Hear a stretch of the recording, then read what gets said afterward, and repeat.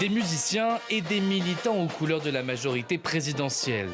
Ils étaient plusieurs milliers à se réunir pour investir officiellement Romuald Ouadani et sa colistière Mariam Chabi Talata.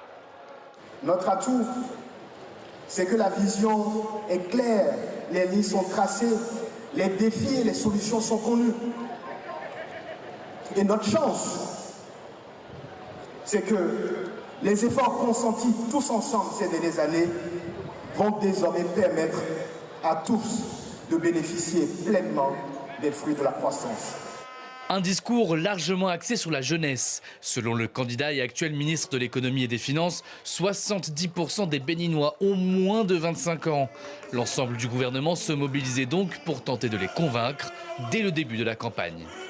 Nous avons une industrialisation qui a démarré, qui va se poursuivre. Donc ils sont déjà engagés, mais forcément nous aurons à poursuivre ces efforts-là. Vous verrez que pour l'enseignement technique et la formation professionnelle, la plupart, nous avons 400 milliards d'investissements que le président Talon a prévus et qui ont démarré, mais dont l'aboutissement, les premières écoles ne seront ouvertes qu'à la rentrée 2026-2027. Donc aujourd'hui, pour les jeunes, en fait, c'est de voir tout cela aboutir. Romuald Ouadani est considéré comme l'un des principaux artisans de la réussite économique du Bénin. Le pays affiche une croissance robuste depuis une décennie, régulièrement au-dessus de 6%. Des résultats transformés en arguments pour les militants. C'est la continuité.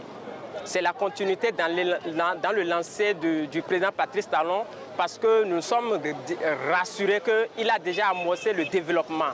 Et il faudrait que ça ne se recule plus, que nous puissions continuer. Nous souhaitons que ça soit une suite, que ça ne retourne plus en arrière, que ça continue, que la pression, la lutte continue pour un développement fiable et durable.